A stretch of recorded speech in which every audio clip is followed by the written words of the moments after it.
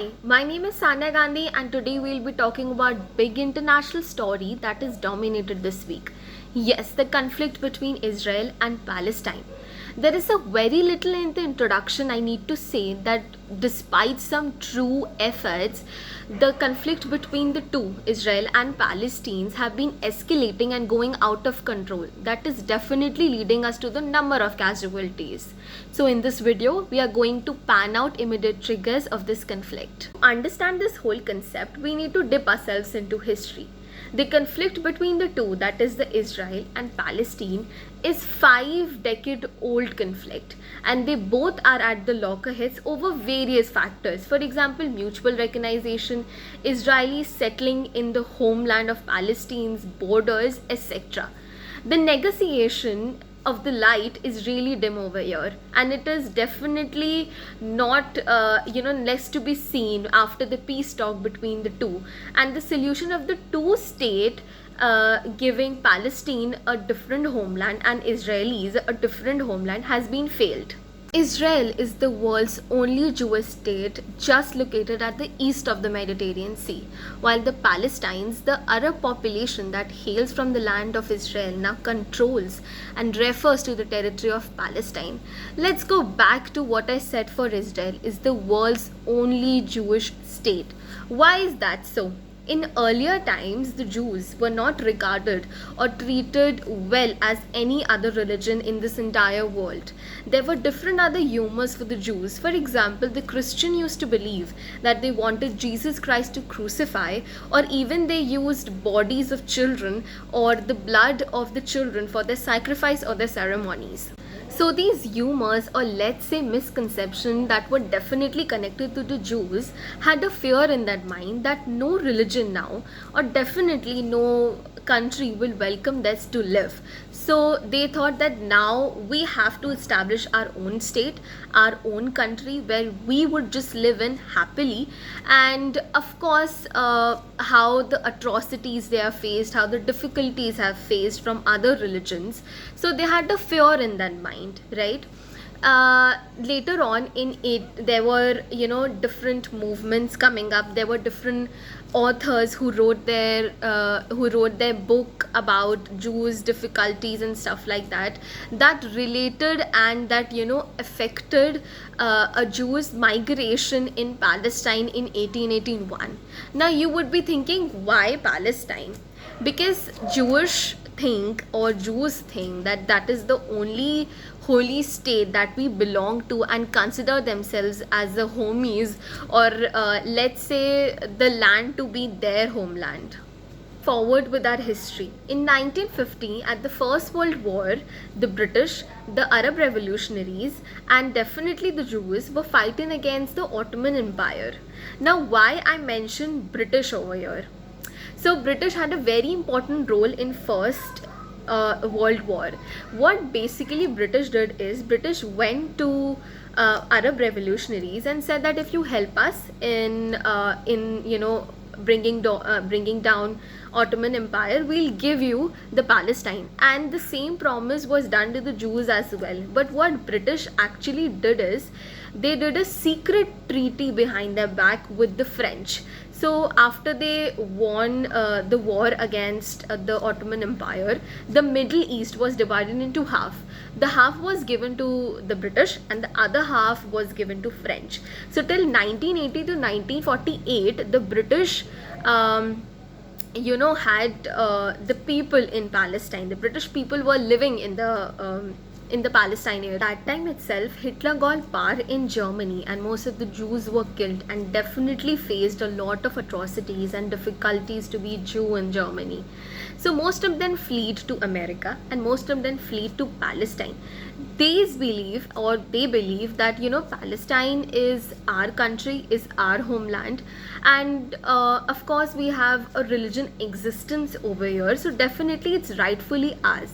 Now let's compare this to the India situation. You remember Ayodhya's case, right, where both the Muslims and Hindus were fighting for their god existence for the same land. Now let's compare that land to be Israel, the land, and and Israel and Palestinians to fought for their existence. Also, the early UN plan to definitely separate and give a Palestine a homeland and definitely a Israelis a homeland were definitely got failed because both of them were fighting for the same land to get their own existence on that particular land. This line largely will affect the outcomes of the two waged war, that is 1948, the first Arab-Israeli war, and 1967. Out of both the wars, 1967 holds or definitely has much more edge as compared to 1948, wherein in 1967 the Israelis got the control of the Gaza Strip as well as the West Bank, which were largely densed of population of Palestinians. As I said before, 1967 war resulted Israelis to get control over the West Bank and the Gaza Strip, which were densely populated of Palestinians. Now they thought that yes, our homeland has been snatched away, so we need to take them back, and definitely thought that they are cornering them and making their homeland here by practicing colonization, by building permanent houses, fields, schools, colleges, etc. By seeing the current conditions, Palestinian government came with an organization named as Palestinian Litigation Organization in 1964, where they literally declared that definitely we would be using armed forces and everything and what not to get our homeland back. So in 1973, UN officially recognized it as a terrorist organization. At the same time, in 1979, Egypt was the first country to recognize Israel as a whole country. So at the gift, or let's say a peace gift, Israel gave back the peninsula which were taken from them in 1967 war, and established a good relationship with the Egypt. Palestinians really think that yes, Israelis are definitely practicing colonization in our homeland by setting up schools, by setting up permanent houses, fields, etc. So later in 1992, President of Israel considering PLO a valid organization, and he said that yes, it's only an organization which want their country back, and in the return of that, PLO recognized Israel as a country. Exchanged peace talk between the two resulted in Oslo Accord in 1993, where the agenda was like how we should control the people with the different beliefs, or how the government will work upon. That resulted into 1994. It was the first time when the Palestinian government was recognized, or let's say make for them. Now the Palestinians were living in bits and pieces in Gaza Strip and in the West Bank. Now the West Bank was divided into three parts, of course, recognition by both the government. That was the three parts like A, B and C. A was controlled, or let's say governed by Palestinian government, and the B was controlled by both the government, and the C was by Israeli's government. So that was a kind of a structure that you see for a peaceful country. They came very close at this point, but there are several people who thought, the Jews basically, that that is our homeland. Like why should the prime minister is sharing it with Palestine, and it's ours. I mean, they don't have the right to get in, so what are we sharing for, right? So that feeling basically got Prime Minister of Israel extreme right wing assassinate the Prime Minister just for the sake that why he is sharing this with sharing our land with Palestinians. Now let's connect it with an example. How Godse killed Gandhiji because he used to talk about unity between the Hindus and Muslim. That is the same condition what happened back then. Israelis started hating their prime minister for sharing their homeland with Palestinians, that was the same condition in Palestine where people, thought that it was our homeland that has been snatched away, and why we need to compromise? Why can't Israelis can't compromise? So again, that led to a formation of a fundamentalist party named as Hamas, who was let's consider that to be a terrorist organization, as UN did in 1973 that we talked about. Hamas definitely started with the sense of war in the atmosphere. They started doing suicide bombing, which led to 200 people killing on both the borders of Israel and Palestine. At the result of that, Israel started, building up walls, high walls, providing with checkpoints and stuff like that. That was really suffocating for the Palestinians to live in. Not only that, Hamas boycotted elections in 2005, and that led to more hatred between the two sides. Later in 2006, Hamas participated in forming a government in Palestine, and definitely won with small margin, 74 out of 132 seats against the PLO. Now, in the Palestine itself, you see the dilemma.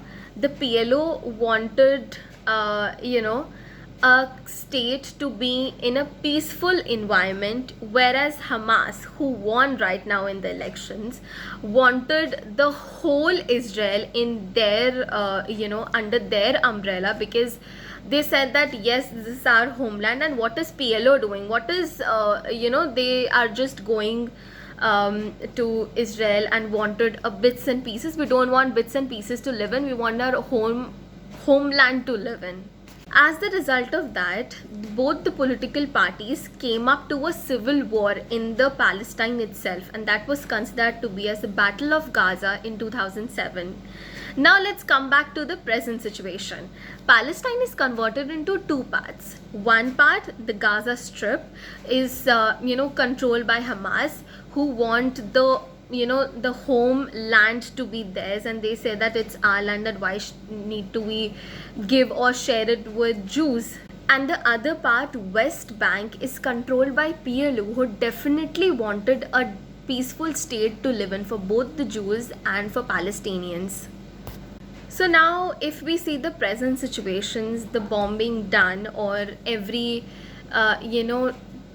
terrorist activity is done by Gaza Strip, which is controlled or done by Hamas, who wanted their that Israel to be theirs and not as a peaceful land. So that is all about it.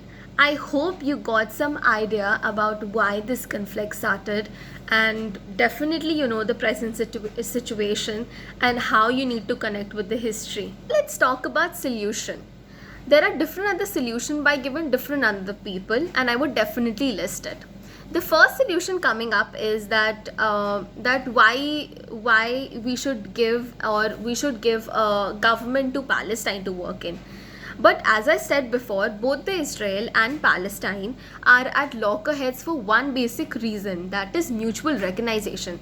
If you see the map of Israel, Palestinians are living in tits and bits in Israel. So what if the government comes in, and how it will control with tits and pieces, because people are living in in small areas and in the small things. So how will one government control them? Or if we take two government, how will they coordinate and work about? So that was the first solution. The second solution came up was that we should definitely divide them into Israel, a different part, and Palestine to be a different part. But both of them wanted to same part of proving their existence, as we discussed it before. The last solution coming up is that why we just not divide them according to the UN partition in 1947, right? But the basic question is that what will happen to Israelis who are already settled there with a permanent settlement, and are comprised of schools, colleges. They won't have literally the permanent that you are living in, your house and living in, where you are surrounded by different other activities that you go every day. So that is their permanent settlement. So what will happen for them? So if you get any suggestions or any answer to the solutions, please comment down.